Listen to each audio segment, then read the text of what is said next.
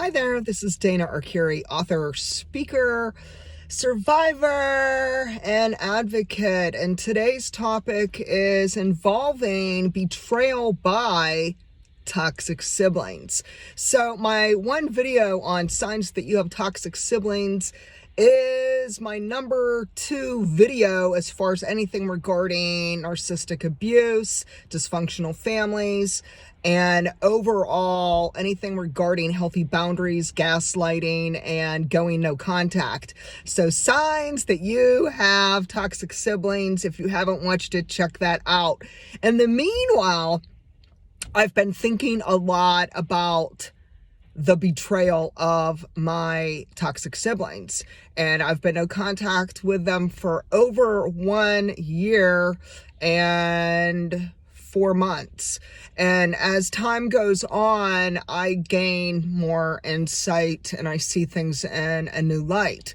And so I started thinking about what bothers me the most, because let's face it, when we are betrayed by our siblings, flesh and blood, hey, they're blood relatives, it really stings, because we come to realize that all of these years that we thought they were our friends, that they were trustworthy, that they were someone we could count on, it just is shattered. It's dismantled. We now see what a hoax it was, that we were just missing all the signs that they were toxic. And maybe part of it is that the truth hurts. Sometimes it hurts us to realize, yes, this really did happen. And oh my goodness, this is all the things that they have said and done. And, the whole thing about actions speak louder than words is so true. Anyone, including our brothers and sisters, can say to us, I love you and I care about you and I'm there for you. But when push comes to shove, if they're not there for us, they're not speaking up for us, they're not taking our side, they're not defending us, they're not protecting us from the narc parent, and anyone else who's malicious, such as even narcissistic sisters and brothers, because usually there's more than one narc in a family. Typically, there's at least one parent and one sibling who's a narcissist. It's kind of like mother like daughter, like father like son. But the point is that there's things I'm seeing in a new way. So the one thing is to do with religion. And while I really don't like to talk about religion a whole lot, there's a few things that need to be said. And I'm just going to keep it real, people. I'm going to keep it real. Sometimes we have higher standards for people who are believers, who claim that they are Christians, who say that, they believe in God and the whole thing with that. Sometimes we just put them on a higher pedestal. We have higher standards for them. Now, why do we do this? We do this because we do expect them to be the light of God, to be honest, to be credible, to be authentic, to be compassionate, to have the fruit of the Spirit like kindness, gentleness, and so forth. And, I'll be the first to say that we all fall short, okay? None of us are perfect, whether you are an atheist or whether you are a Christian or whether you have some other religion that you believe in, like Buddhism or Hinduism or whatever. The whole point is that none of us are perfect or without fault. And so I can understand that. But on the same token, when we have siblings that say they are believers, and yet their words, their actions do not resonate with that, and it's saying the opposite. So out of their mouth, they're saying, I'm a Christian and I love Jesus and I go to church, and, they're plastering all over their Facebook page all these quotes and verses that are scriptures and uplifting and all that. And yet there they are manipulating us, gaslighting us, triangulating our relationships with other people. They're lying to us. They're creating smear campaigns against us. They're retaliating, and they're covert. We catch them over and over in their web of lies. And this is what happened to me. It started off more subtle. About 4 or 5 years ago, it began very, very subtle, but I started smelling a rat, and a rat is still a rat. Whether you call yourself a Christian, or you call yourself an atheist, or you call yourself a non-believer, it doesn't matter what you call yourself. So I don't really care anymore the labels that people try to claim, what they are or what they aren't, because it's our actions that will always back up who we are and what we believe in, what our values are, and how we treat people.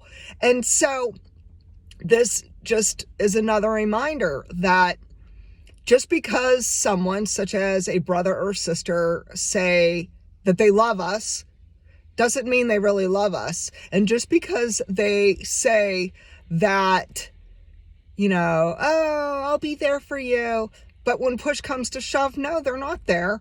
And so here's the big one. Here's the big one now. And I have to bring this up. Because this is what's the heaviest on my heart, is that when things were really starting to get a lot worse with my narcissistic mother, and this goes back to like 2017, 2018, and I was telling my siblings, I was upfront, authentic, and honest. I am a truth seeker. And I told them what was happening, what our mother was doing and saying to me, how malicious she was, how hurtful and spiteful, and that it involved psychological abuse.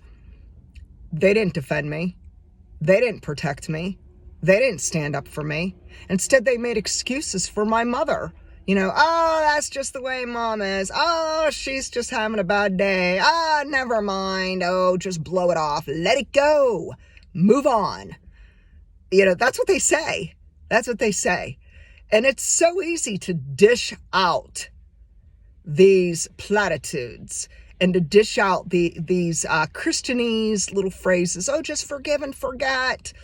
When someone psychologically abuses you, when someone physically abuses you, when you grow up as a child and you're neglected and abused over and over and over, you don't just move on. This is traumatic for a child who then becomes a teen, who then becomes an adult, you never get over it. You never get over it. What I am over is fake siblings. What I am over is fake Christians. What I am over is people who say there's something, they say one thing, but their actions prove otherwise. And so we must call a spade for what a spade is. We cannot remain silent. We will not let our toxic siblings quiet us and silence us. They will try. They will try. I've been there. I've done that. It's a 3-ring circus. But I am so much bigger and better than them because I walked away. I ended the cycle of abuse. I created healthy boundaries. I said, I will not remain in a relationship with people who claim to be one thing, yet do the other. And they stab me in the back over and over. And they lie and they manipulate. And there's so much gaslighting and there's so much deception and dysfunction and then denial. They deny anything is wrong with my mother. They deny that she's psychologically abusive. They deny about all of the horrible things she has done, including abuse her pets. It's just very, very toxic, extremely unhealthy. And I will not remain in relationships with people who are that dishonest, who put up a big front. And they're phony. They're phony. And so the one big takeaway is that just when you think you know who people are in your life, you find out they're not what you thought. So I thought my siblings were my friends. They're not my friends. They're my enemies. I can't trust them. I will never, ever trust them again. And we have to realize that when we create our healthy boundaries, when we release these people, it gives us an opportunity to heal, to process the years and years and years of traumatic pain, and to gradually regain our life, our wellness, and our peace of mind. And so today, if you have toxic siblings who have betrayed you, I pray for you to form boundaries, to consider long distance, meaning cut the ties with them. You don't have to be with them unless you live with them. And for those of you who are leaving me comments, especially on my video to do with signs of toxic siblings, there's so many people telling me their stories, and thank you. Thank you for being authentic. Thank you for being courageous. And I am so sorry, especially for the ones who are underage, meaning you are under 18 years old, you are being physically, emotionally, sexually, or spiritually abused by one or more siblings, and even possibly a narcissistic parent. I am so sorry for what you're going through. My heart breaks for you. And I am keeping you in my thought and prayers. I really am asking you to seek help, whether it's a school counselor, a therapist, a trustworthy teacher, a trustworthy friend, maybe a pastor, maybe a neighbor, maybe a police officer. Do what you need to do, but please, please take care of you, because your health and your safety matter. And this is about safety, especially if you're underage. Understand that anyone who is pushing you around physically, hurting you, or mentally hurting you, understand it is abuse, and abuse is a crime, and you deserve better. If you'd like more information, please reach out to me at danaarcuri.com and share with me, have your siblings betrayed you? Have they turned their back on you? Did they somehow turn you into the scapegoat or the black sheep of the family? I know that's what happened to me, but tell me what's going on with you if you created healthy boundaries, and I so look forward to chatting with you. Have an awesome day. God bless.